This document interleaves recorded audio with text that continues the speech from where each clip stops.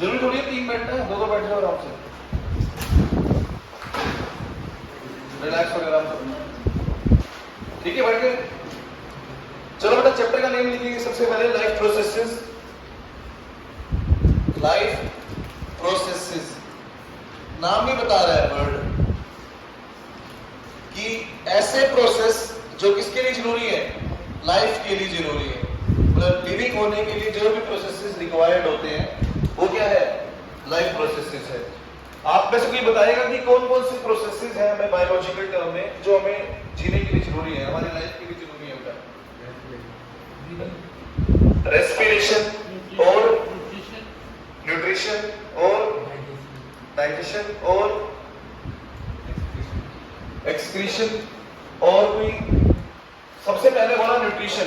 Nutrition मतलब जो हम फूड ले रहे हैं बेटा वो हमें सबसे पहले जरूरी है। रीजन क्या है बेटा उसके लिए? फूड दे रहे हैं उससे क्या होगा, एनर्जी मिलेगी हमें बेटा, ठीक है। तो सबसे पहला लाइफ प्रोसेस जो हमें जरूरी है इट इज न्यूट्रिशन। और कोई दिमाग में आ रहा है किसी के? न्यूट्रिशन के अलावा क्या क्या बोला आपने? आपने एक वर्ड बोला डाइजेशन। वो digestion is the part of nutrition. जो डाइजेशन है वो न्यूट्रिशन का ही पार्ट है, मतलब जो हम लोग फूड देंगे वही डाइजेस्ट होगा बेटा, समझ आया? ठीक है, तो न्यूट्रिशन के अंदर ही आ जाएगा डाइजेशन। और कौन सा बेटा? और कोई? उसके बाद आप लोग बताइए बेटा कोई पार्ट? रेस्पिरेशन, ठीक है। रेस्पिरेशन में हम लोग क्या करते हैं, ऑक्सीजन को इनहेल करते हैं बेटा, ऑक्सीजन अंदर लेते हैं बॉडी में और फिर वो ऑक्सीजन फूड से मिल जाती है और उससे हमें क्या मिलती है, एनर्जी मिल जाती है। तो बेसिकली सबसे पहला जो लाइफ प्रोसेस जो हमें जरूरी है वो हमें फूड के अंदर लेना है और उस प्रोसेस को क्या लेते हैं, बोलते हैं न्यूट्रिशन। उसके बाद वो फूड किससे मिलता है, ऑक्सीजन से मिल जाता है और उससे मिलती है ना क्या है, एनर्जी मिलती है बेटा। सामने देखो ना बेटा, अभी लिखना नहीं है कुछ भी, सब बताऊंगा मैं लिखूंगा बेटा, सिर्फ समझना है और कुछ नहीं बेटा। सबसे पहले मैंने बोला फूड को अंदर लेंगे हम लोग अपनी बॉडी में, फूड के इनटेक के प्रोसेस को हम क्या बोलते हैं, न्यूट्रिशन बोलते हैं बेटा। तो सबसे पहला जो स्टेप है बेटा हमारा वो क्या है, न्यूट्रिशन है, हमें फूड अंदर लेना है, बॉडी के अंदर फूड लेना है। फूड अंदर चला गया, अब रेस्पिरेशन में क्या होता है, वो फूड के साथ क्या मिल जाएगा बेटा, ऑक्सीजन ऐड हो जाएगी, फूड के साथ ऑक्सीजन ऐड हो जाएगी बेटा और क्या देगा हमें, वो एनर्जी देगा in the form of ATP, adenosine triphosphate की फॉर्म में हमें एनर्जी मिल जाएगी। तो सबसे पहले हम फूड लेते हैं, फिर फूड से क्या मिलती है, ऑक्सीजन मिलती है, जिससे हमें क्या मिलती है, एनर्जी मिलती है। तो दो स्टेप समझ आ गए सबको कि हमें लाइफ अगर हमें अपनी मेंटेन रखनी है, लिविंग अपने आप को रखना है, तो सबसे पहले तो न्यूट्रिशन करना पड़ेगा, फिर रेस्पिरेशन चाहिए, तीसरा बहुत इंपॉर्टेंट फंक्शन है बेटा ट्रांसपोर्टेशन। ट्रांसपोर्टेशन, अब देखो मेरे बच्चों, हर एक सेल के पास क्या चाहिए, हर एक सेल को ऑक्सीजन चाहिए, है ना, और हर एक सेल क्या प्रोड्यूस करता है, CO2 प्रोड्यूस करता है, वो बाहर भी निकाल रही है। तो पूरी बॉडी में ऑक्सीजन कैसे जाएगी, वो जो इनहेल हो रही है जो ऑक्सीजन, बताओ? सर्कुलेशन, ब्लड के थ्रू जाती है बेटा। और यही जो ट्रांसपोर्टेशन है, ट्रांसपोर्टेशन यही तो है कि जो भी चीज एक जगह है उसको सारी बॉडी में ट्रांसपोर्ट कर देना है, ठीक है। ट्रांसपोर्टेशन में बेसिकली है क्या, अब हार्ट क्या करता है, हार्ट एक पंप का काम करता है, मोटर का काम करता है। जैसे हार्ट क्या करेगा, उस ब्लड को पंप करेगा जिससे पूरी बॉडी में चला जाएगा बस आसानी से, ठीक है। तो सबसे पहला लाइफ प्रोसेस जो बॉडी के लिए जरूरी है दैट इज न्यूट्रिशन, दूसरा रेस्पिरेशन, तीसरा ट्रांसपोर्टेशन और चौथा जो भी वेस्ट निकलता है हमारी बॉडी के अंदर, वेस्ट बनता है, उसको बॉडी से बाहर निकालना बहुत जरूरी है। अगर वो वेस्ट नहीं निकलेगा तो बॉडी अच्छे से काम नहीं कर पाएगी बेटा। आपको जान के हैरानी होगी, हमारी बॉडी जो है लगभग 7.4 pH तक नॉर्मली वर्क करती है। अगर pH स्लाइटली चेंज हो जाए ना, 7.6 हो जाए, तो हमारी बॉडी नहीं काम कर पाएगी अच्छे से। मतलब ह्यूमन लाइफ पॉसिबल नहीं है कि थोड़ा सा pH में भी खिलवाड़ हो जाए। तो वो क्यों पॉसिबल है, एक्सक्रीशन नहीं तो कर रहा है। एक्सक्रीशन क्या कहता है, जो भी टॉक्सिक वेस्ट है हमारी बॉडी का, यूरिया है, यूरिक एसिड है, वो सब हम लोग बाहर निकालते हैं बॉडी से। दो टाइप का वेस्ट बाहर निकालते हैं, सुबह सुबह फ्रेश होते हो, नहीं होता, खुश हो गए बोल, इतना मुंह क्यों है, सभी होते हैं बेटा, होता है। में क्या पूछ लिया होता है। तो दो टाइप का वेस्ट निकलता है, कौन कौन सा? Explain the types of waste.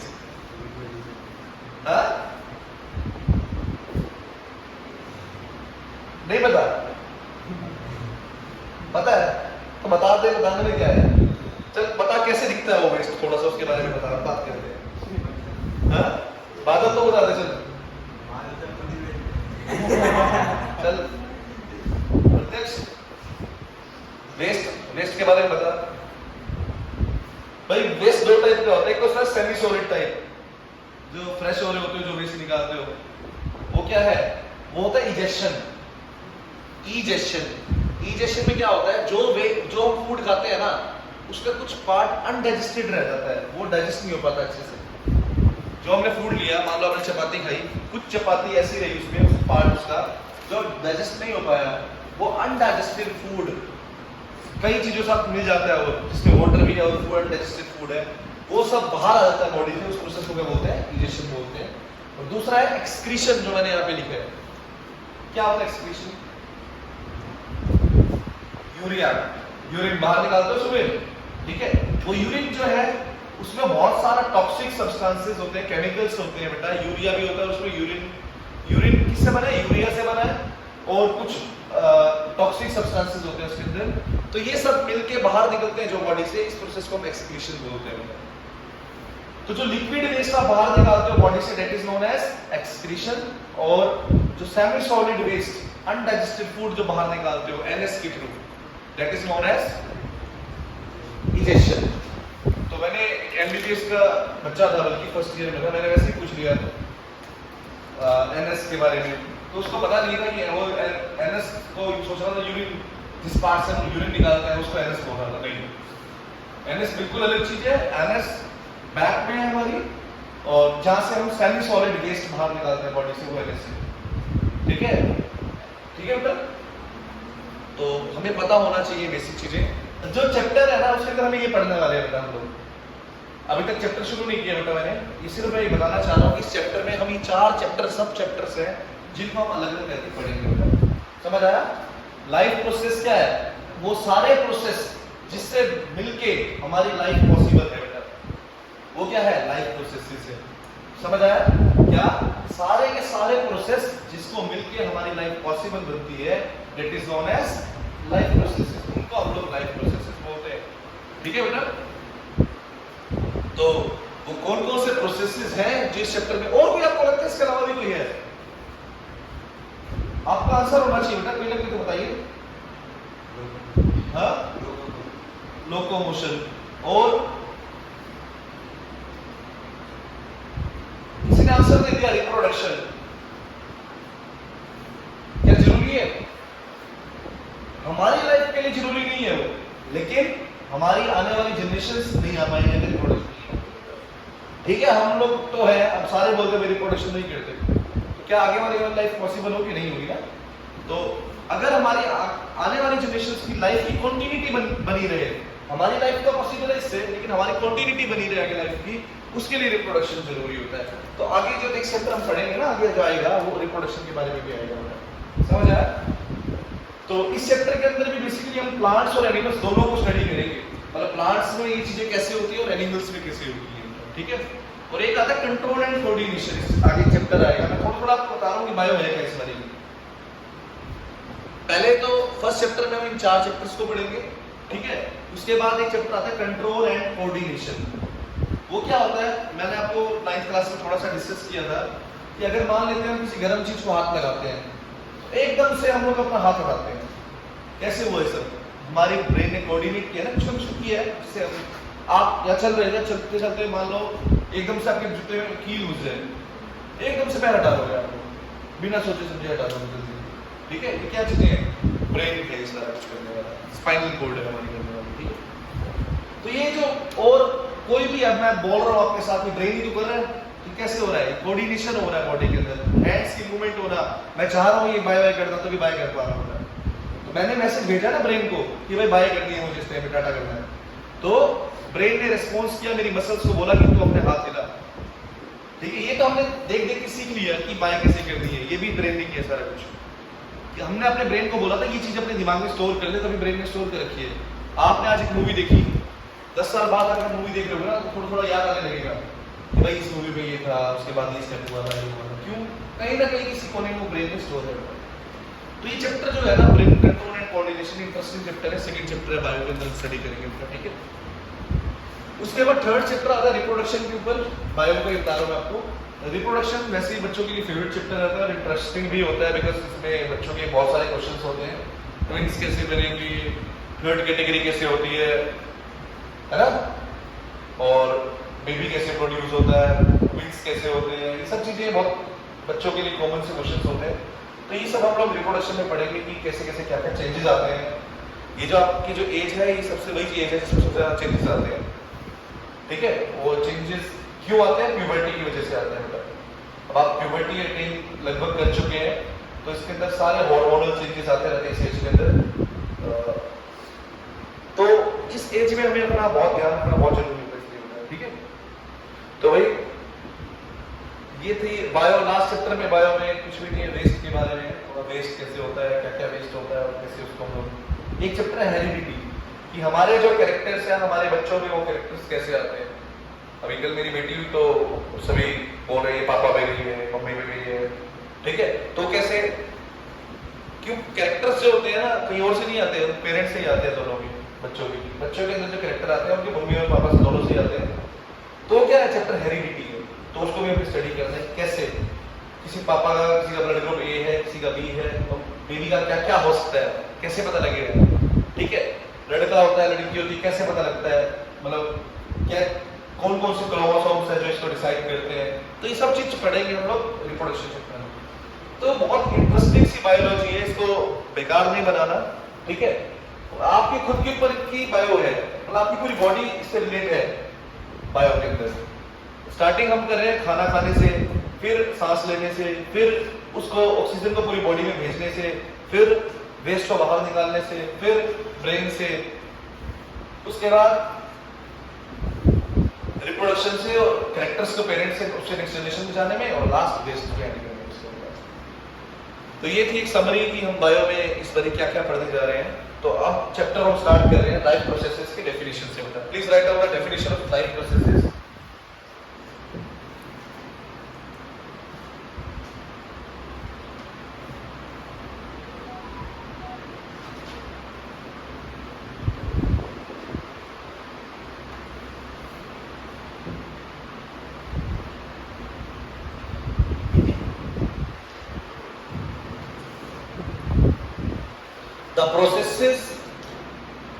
The processes that are essential for the processes that are essential for the processes that are essential for maintaining life, the processes which are required for maintaining the life, life को maintain करने के लिए जो जो क्या बेटा, जो जो प्रोसेसेस रिक्वायर्ड होते हैं उसको हम लोग क्या बोलते हैं, क्या बोलते हैं उसको? लाइफ प्रोसेसेस बोलते हैं, ठीक है।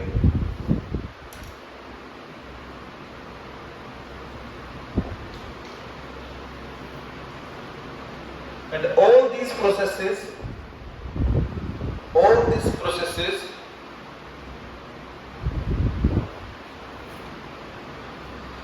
वर्क टुगेदर, सारे के सारे एक साथ काम करते हैं मिलके।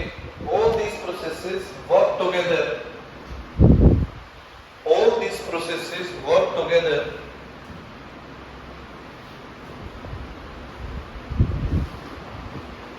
to sustain life, to sustain the life,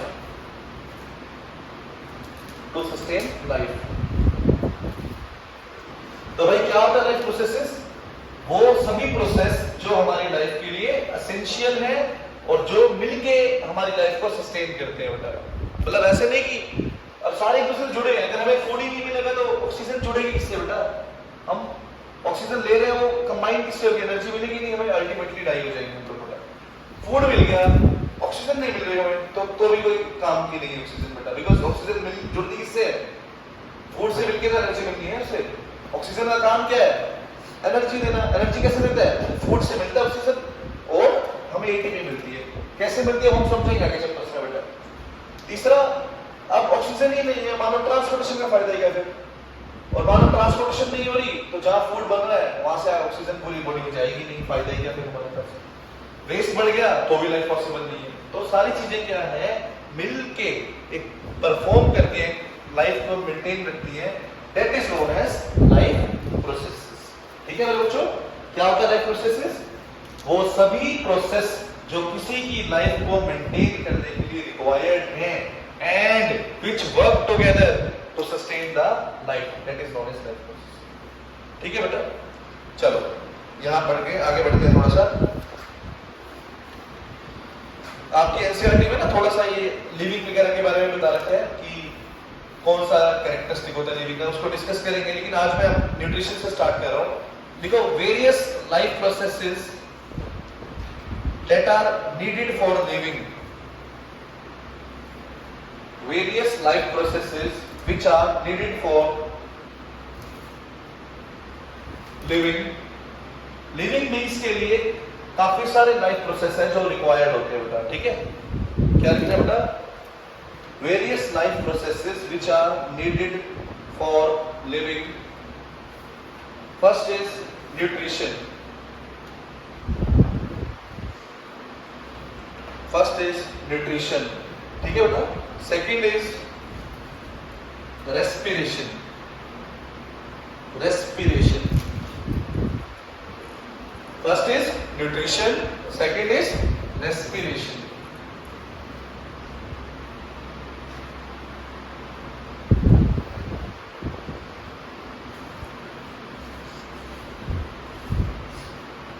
third is क्या आएगा बेटा?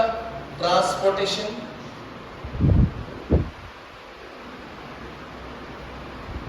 Fourth is excretion. Fifth is reproduction. Sixth is control and coordination. ये सब काफी सारे लाइफ प्रोसेसेस हैं जो हमारी लाइफ के लिए क्या होते हैं, जरूरी होते हैं बेटा। ठीक है, आज जो हम चैप्टर स्टार्ट कर रहे हैं बेटा वो न्यूट्रिशन से कर रहे हैं। ठीक है, तो please write down the heading, it is nutrition. यहां से हमारा चैप्टर स्टार्ट होता है बेटा। ठीक है,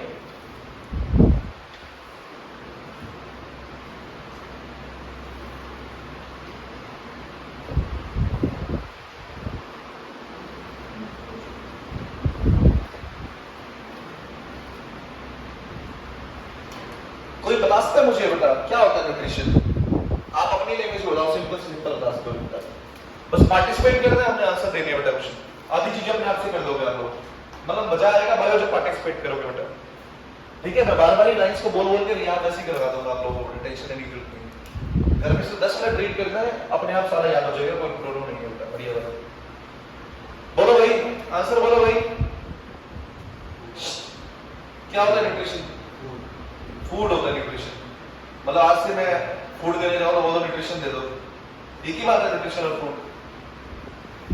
क्या होता है भाई फूड? फूड क्या होता है? न्यूट्रिशन क्या होता है? फूड छोड़ पता नहीं।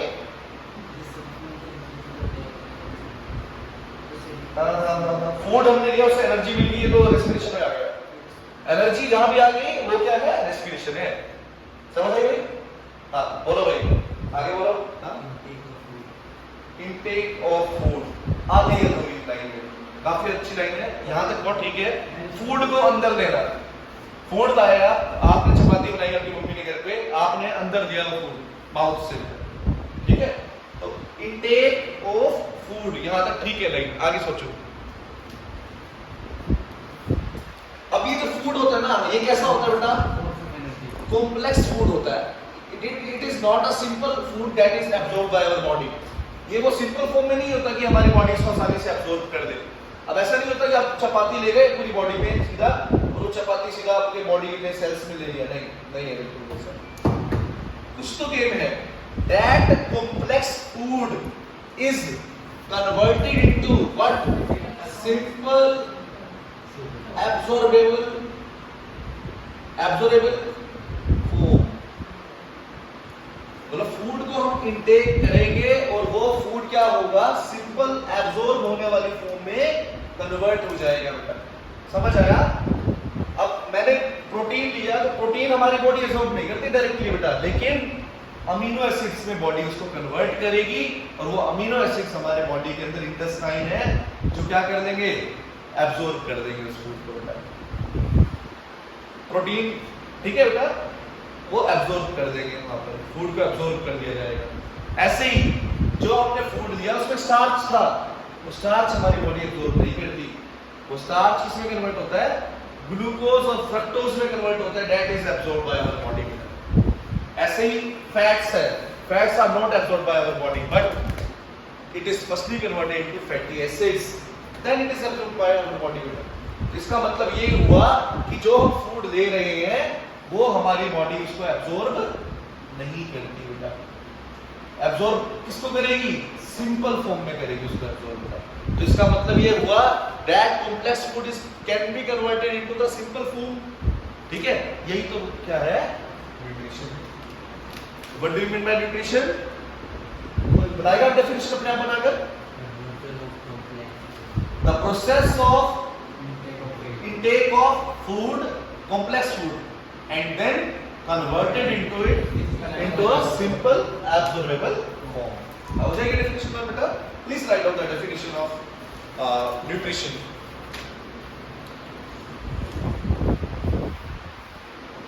It is the process. It is the process of. It is the process of intake of food.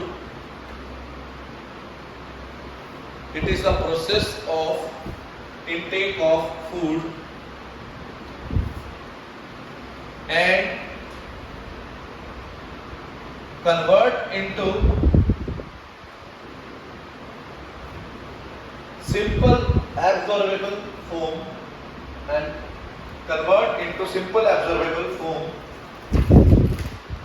by a series of biochemical process, by a series of biochemical process।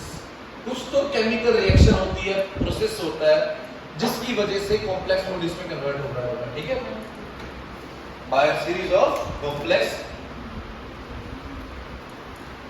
by the series of biochemical process। तो भाई क्या होता है nutrition, food का intake होना और वो complex food simple form में कन्वर्ट होना by the series of biochemical process. मतलब इसमें कुछ रिएक्शंस होती हैं जिसकी वजह से ऐसा हो पाता है। ठीक है, तो what do you mean by nutrition? Nutrition क्या होता है बच्चों, इंटेक ऑफ फूड और उसको किसमें कन्वर्ट होना, सिंपल एब्जॉर्बेबल फॉर्म में कन्वर्ट होना by the series of biochemical process. ठीक है बेटा, चलिए अब why the nutrition is necessary, हमें चाहिए कि न्यूट्रिशन करना ही क्या है, पहला बहुत अच्छा आंसर है। आज से 2 साल पहले बोर्ड के पेपर में आया हुआ क्वेश्चन है, हम सोचते भी नहीं ऐसे क्वेश्चन आएंगे, लेकिन कुछ भी आ सकता है बेटा। तो लिखिए why the nutrition is necessary, क्यों जरूरी है न्यूट्रिशन बेटा, why the nutrition is necessary.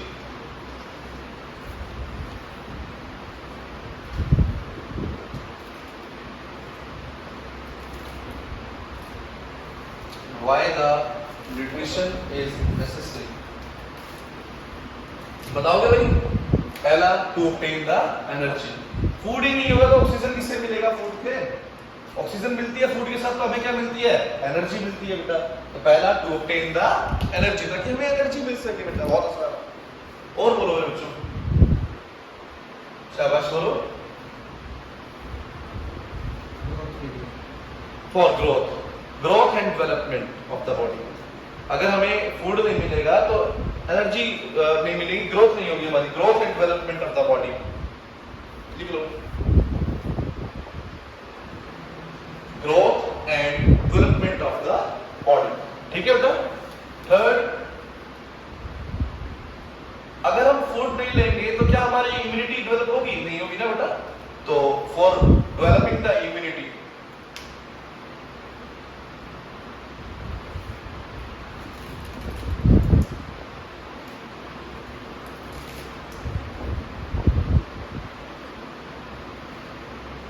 तो बहुत इतना है, इससे ज्यादा कुछ समझाने की जरूरत नहीं है, ठीक है। आगे बढ़ते हैं बेटा, हेडिंग डालेंगे modes of nutrition. Modes of nutrition, nutrition कैसे कैसे होती है, न्यूट्रिशन कौन कौन सी टाइप्स है न्यूट्रिशन। हम लोग इसके अंदर बेसिकली 2 टाइप पढ़ेंगे, उसके सब डिवीजन है सबके बेटा में, ठीक है। तो पहले तो हम लोग एक ग्राफ बना ले, चार्ट बना लेते हैं, जिससे हमें पता लग जाएगा क्या क्या पढ़ने वाला है इसके मोड्स के अंदर हम लोग। तो हेडिंग डालेंगे मोड्स ऑफ न्यूट्रिशन, और सभी neat and clean beautiful writing में बेटा एक चार्ट बनाएंगे सभी, मतलब आपको पढ़ते दूर से ही पता लग जाना चाहिए भाई क्या लिखा हुआ है, इतना अच्छे से लिखा है। देखो भाई, सबसे पहले आप लिखेंगे modes of nutrition.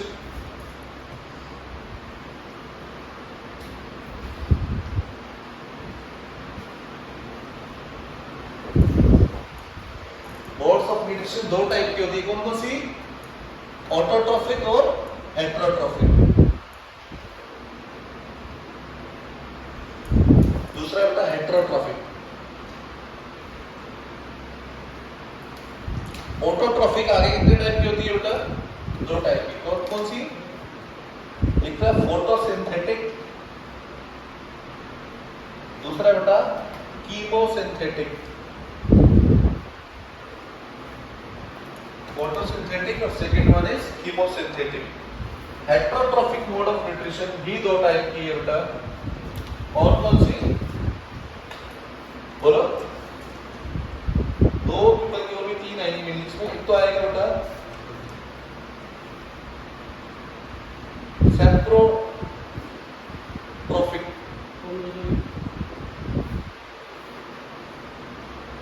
Saprotrophic, saprophytic भी बोल देते हैं, ठीक है, फाइटिंग वर्ड यूज होता है बल्कि ट्रॉफिक के लिए यहाँ पे सेप्रोफाइटिक।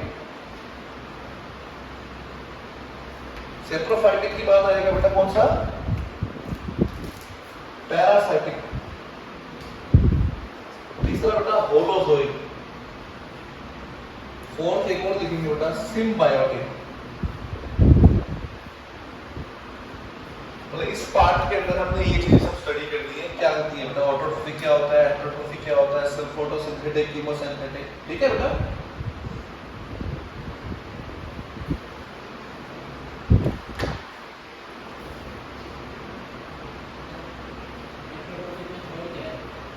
होलोजोइक, होलो HOLOZOIC,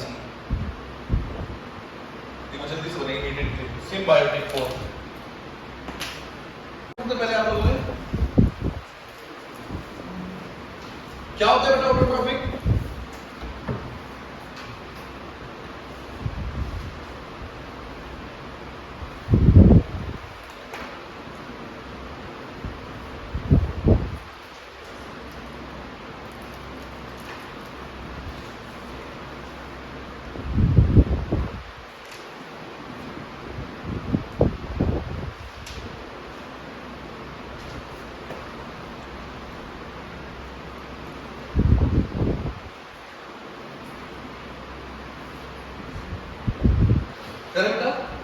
हेडिंग डालेंगे ऑटोट्रॉफिक।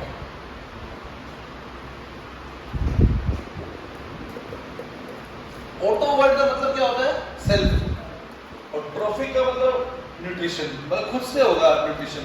तो इसमें क्या होगा बेटा, बॉडी मतलब अपने आप फूड बनाएगी, मतलब ऐसे ऑर्गेनिज्म जो फूड अपना फूड अपने आप से बनाते हैं बेटा, वो क्या है, ऑटोट्रॉफिक। मतलब सेल्फ न्यूट्रिशन, मतलब यही है, ऑटो का मतलब सेल्फ होता है और ट्रॉफिक का मतलब न्यूट्रिशन है बेटा।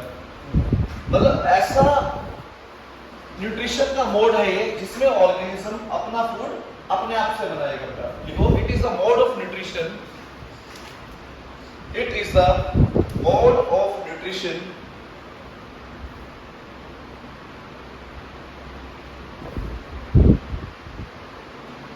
it is the mode of nutrition in which it is the mode of nutrition in which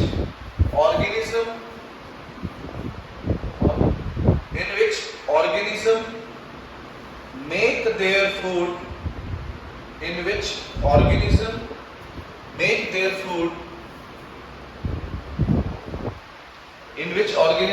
their food by themselves। अपना फूड अपने आप से, make their food by own या देमसेल्व्स। ठीक है बेटा, इसमें ऑर्गेनिज्म अपना फूड अपने आप से बनाएगा, किसका यूज करके?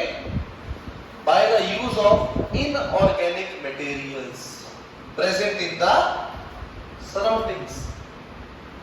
By the use of inorganic materials, by the use of inorganic materials in the presence of present in the surroundings। ये inorganic materials क्या है भाई? एटमॉस्फेयर में ऑक्सीजन है, कार्बन डाइऑक्साइड है, वाटर है, ये सब चीजें क्या है? इनऑर्गेनिक मटेरियल्स है। ठीक है, बाय द यूज, अरे सुन लो बेटा, ये ऐसा मोड ऑफ न्यूट्रिशन है जिसके अंदर ऑर्गेनिज्म अपना फूड अपने आप से बनाता है by the use of inorganic materials present in the surroundings. अब बात आई भाई कौन से इनऑर्गेनिक मटेरियल्स? ऑक्सीजन है, कार्बन डाइऑक्साइड है, वाटर है, और इसमें कौन से यूज होते हैं? अभी डिस्कस करेंगे इसको फर्दर हम लोग। तो भाई ऑटो का मतलब होता है सेल्फ, मतलब अपना फूड ही कैसे बनाने वाले हैं? अपने आप से, सेल्फ न्यूट्रिशन है ये। इसमें हमें मतलब किसी और की रिक्वायरमेंट नहीं है अपने फूड के लिए बेटा, हम अपने फूड के लिए अपने आप पे डिपेंड कर रहे हैं। अब ऑर्गेनिज्म अपना फूड खुद से बना रहा है इसमें बेटा, उसको हम क्या बोलेंगे? ऑटोट्रोफिक बोलते हैं। ठीक है, इसको समझ आ गया बेटा? और किसका यूज करके बनाते हैं? इनऑर्गेनिक मटेरियल्स का, जो कहां प्रेजेंट है? सराउंडिंग्स में। अब ये भाई एक ऐसा, जैसे यहां पर है एक ग्रास है, कहीं पे भी घास लगी हुई है, सनलाइट है यहाँ पर। ठीक है, ग्रास के अंदर क्या होता है बेटा पता है आप लोगों को? प्लांट है, प्लांट ग्रास के अंदर क्या है? प्लांट के अंदर क्या है? ग्रास के अंदर क्लोरोप्लास्ट प्रेजेंट होता है इसके सेल्स में, पता है आप सबको? क्लोरोप्लास्ट, जिसके अंदर क्या होता है? क्लोरोफिल कंटेन करता है, ग्रीन कलर का पिगमेंट होता है, किसको क्या बोलते हैं? क्लोरोफिल। ग्रास है, ग्रास के सेल्स के अंदर क्या प्रेजेंट है? क्लोरोप्लास्ट। एनिमल्स में नहीं होता है क्लोरोप्लास्ट, पता है ना? हाँ, इसके अंदर क्या है? क्लोरोफिल मिला, और वो क्लोरोफिल क्या करता है? फोटोसिंथेसिस परफॉर्म करेगा। ये करता क्या है? एटमॉस्फेयर में जो ये सनलाइट आ रही है इसको ट्रैप कर देगा क्लोरोफिल। क्लोरोफिल का काम क्या है? ये जो लाइट आ रही है ना इसको ट्रैप कर देना, इसको पकड़ लेगा। ठीक है, और ये एनर्जी का यूज करके फिर आगे क्या होता है? क्या होता है बेटा? आगे अपना फूड बना लेते हैं। समझ आया बेटा? तो बेसिकली लोग डिटेल में पढ़ेंगे कैसे होता है प्रोसेस। अभी हमें ये समझना है कि ऑटोट्रोफी का मतलब क्या है। ये ऑर्गेनिज्म अपना फूड खुद से बनाते हैं with the use of inorganic material. मतलब एटमॉस्फेयर में कार्बन डाइऑक्साइड पड़ी है, एटमॉस्फेयर में वाटर है, इनका यूज किया सनलाइट एनर्जी की प्रेजेंस में। वो सनलाइट एनर्जी आई कहां से? सन से आई, और उसको लिया किसने? क्लोरोफिल ले लिया। तो चार चीजें चाहिए बेटा इसके लिए हमें बेसिकली। क्या? सनलाइट एनर्जी, दूसरा उसको ट्रैप करने के लिए क्या चाहिए? क्लोरोफिल, तीसरा कार्बन डाइऑक्साइड, और चौथा वाटर। कार्बन डाइऑक्साइड और वाटर का यूज करके फूड बनाता है। ठीक है, और इसी मोड को क्या बोलते हैं हम लोग बेटा? ऑटोट्रोफिक। तो ऑटोट्रोफिक में होता क्या है बेसिकली भाई? Organism make their food by themselves by the use of inorganic materials. ठीक है, क्लियर है? Present in the atmosphere. समझ आई अच्छे से डेफिनेशन? चलिए, अब कौन से टाइप की एनर्जी का यूज हो रहा है इस फूड को बनाने में? कि सनलाइट एनर्जी यूज हो रही है या कोई केमिकल एनर्जी यूज हो रही है? अगर सनलाइट एनर्जी यूज हो रही है तो उसके लिए वर्ड यूज होता है बेटा क्या? फोटोसिंथेटिक। फोटो का वर्ड क्या मतलब क्या होता है? लाइट। फोटो वर्ड का मीनिंग होता है लाइट। तो मतलब लाइट एनर्जी का यूज करके अगर ऑटोट्रोफिक, ऐसा मोड ऑटोट्रोफिक का जो सनलाइट एनर्जी का यूज करके अपना फूड बना रहा है, तो उसको क्या बोलेंगे बेटा? फोटोसिंथेटिक। और अगर केमिकल एनर्जी का यूज करके अपना फूड बना रहा है तो उसको क्या बोलते हैं? कीमोसिंथेटिक। कीमोसिंथेटिक। तो भाई समझ आई यहां तक? तो क्या होता है ऑटोट्रोफिक? समझ आ गई सबको? ठीक है, तो अब आगे लिखो, based on the type of source of energy, based on the type of source of energy based on the type of source of energy, ठीक है, it is divided into two types. इसको हम दो टाइप में divide करते हैं. It is divided into two types. पहला क्या है बेटा, फोटोसिंथेटिक, और दूसरा है बेटा कीमोसिंथेटिक. पहला है बेटा फोटोसिंथेटिक और दूसरा है बेटा कीमोसिंथेटिक. फोटोसिंथेटिक और सेकंड इज कीमोसिंथेटिक.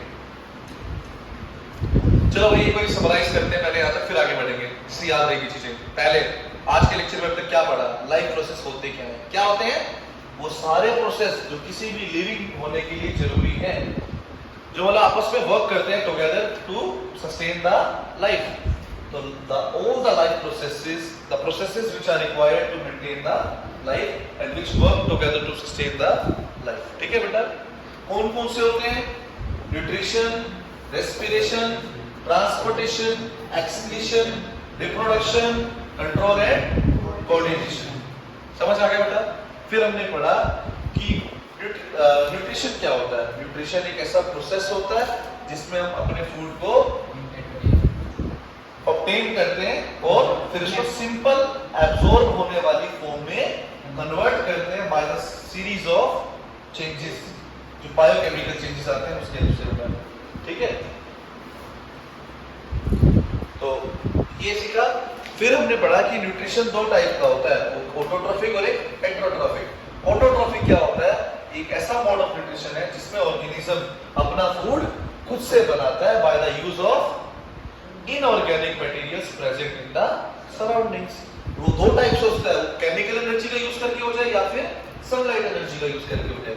अगर वो सनलाइट एनर्जी का यूज करके अपना फूड बनाता है तो उसको क्या बोलेंगे, फोटोसिंथेटिक. और केमिकल एनर्जी का यूज करके बनाता है तो क्या बोलेंगे, कीमोसिंथेटिक. बोलो यहां तक समझ आया बेटा अच्छे से. एक बार रीड करो 2-3 मिनट बताइए.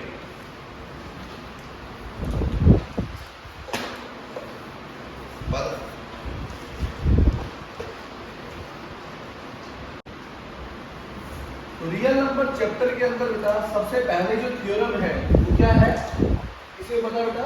दैट इज लिखिए fundamental theorem of arithmetic. Fundamental theorem of arithmetic.